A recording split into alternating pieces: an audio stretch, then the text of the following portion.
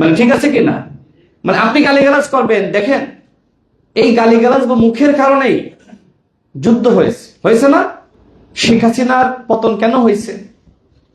শেখ হাসিনার পতন হয়েছে গালির জন্য, রাজাকারের বাচ্চা বলার জন্য। সুতরাং কেউ যদি বলেন যে শব্দের বিপরীতে শব্দ ব্যবহার করেন, এইটা তো ভাই হবে না, কারণ শব্দের কারণে গণঅভ্যুত্থান হয়ে গেছে, হাসিনার শব্দের কারণে হাসিনার পতন হয়ে গেছে। আর এনসিপি যদি তাদের এই শব্দ গালিগালাজ প্রতিনিয়ত ব্যবহার করে, এনসিপির পতন হয়ে যাবে। আমি এর আগে বলেছিলাম যে বিরোধী দলের পতন হচ্ছে, অনেকে বিশ্বাস করছিল না। দেখেন নাই নির্বাচনের পরে একের পর এক কিভাবে পতন শুরু হয়েছে। জান্নাতি দল টিকিট বিতরণ করেছিল, মানুষ এখন বুঝে ফেলিয়েছে যে এটা তো জামাত ইসলাম শিরক করেছে। কোন দল কোন ব্যক্তি কি জান্নাতের টিকিট বিতরণ করতে পারে? এটা শিরক না? জামাত ইসলাম এখন যে সমস্যায় পড়েছে, না শরিয়া আইন কায়েম করতে পারছে, না মধ্যপন্থী রাজনৈতিক দল হইতে পারছে, একটা উভয় সংকটে পড়েছে। তো জামাত ইসলামকে বলবো যে জামাতের সাথে এখন ইসলামী এই শব্দটা মানায় না, শুধু জামাত নামে এখন রাজনীতি করেন,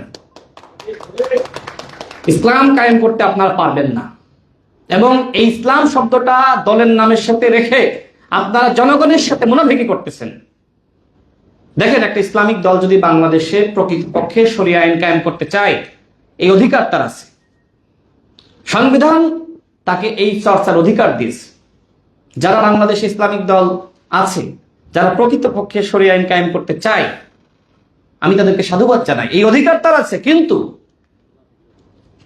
আমাদের যাদের ধর্ম ইসলাম, এই ইসলামকে পণ্য হিসেবে যারা বিক্রি করতে চায়, মুনাফিকি করতে চায়, আমরা কি সেটা মানতে পারি, গ্রহণ করতে পারি? জনগণ কিন্তু তার দাঁত ভাঙা জবাব দেবে। এরপরে জান্নাতের টিকিট যদি বিক্রি করতে যান, জনগণ কিন্তু ঝাঁটা বারুণ দিয়ে ঝেঁটিয়ে বিদায় করবে। এই জান্নাতের টিকিট এটা পাবলিক জনগণ খায় নাই। আপনারা জুলাই গণঅভ্যুত্থানের এত বড় শক্তি, তাই না?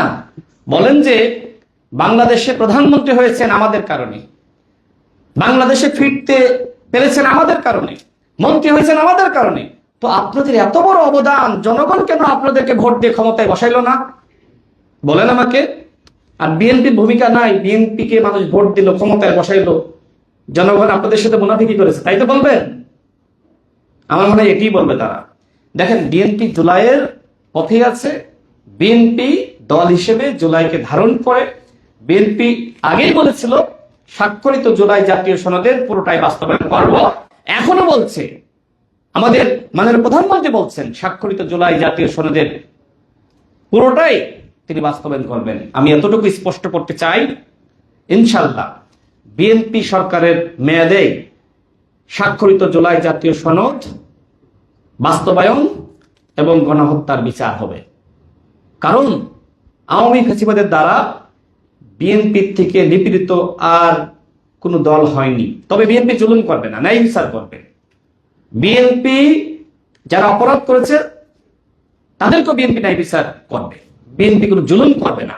আমাদের মাননীয় প্রধানমন্ত্রী কি বলেছেন যে ১/১১ সময় আমার এই মেরুদণ্ড ভেঙে ফেলেছিল, এখনো ব্যথা করে, কিন্তু আমি যদি প্রতিশোধ নিই আমার এই ব্যথা কি যাবে? বক্তব্য স্পষ্ট, বিএনপি ন্যায় বিচার প্রতিষ্ঠা করবে, বিএনপি প্রতিহিংসা পরায়ণ হয়ে কারোর সাথে জুলুম করবে না। বিএনপি যদি জুলুম করত, আওয়ামী লীগের কেউ বাড়ি ঘরে থাকতে পারতো না। 16 বছর বিএনপি, ছাত্রদল, যুবদলের কেউ ঘরে ঘুমাইতে পারে নাই। বিএনপি প্রতিশোধ নিলে বাংলাদেশের সংঘর্ষ বেড়ে যেত। আমাদের মাননীয় প্রধানমন্ত্রী এটি জানেন যে আমরা নিপীড়নের শিকার হয়েছে, কিন্তু আমরা এখন জয়ী হয়েছি, অভ্যুত্থান জয়ী হয়েছে। এরপরে আমাদেরকে যথেষ্ট ধৈর্য ধারণ করতে হবে এবং এটি আমাদের জন্য একটি পরীক্ষা যে আমরা প্রতিশোধ নিই নাকি আমরা ন্যায় বিচার প্রতিষ্ঠা করি। আমাদের মাননীয় প্রধানমন্ত্রীর যে আচরণ, বক্তব্য, ব্যবহার, আমি মনে করি যে তার সাথে একবার যে কথা বলার সুযোগ পেয়েছে তার প্রতি মুগ্ধ হয়েছে।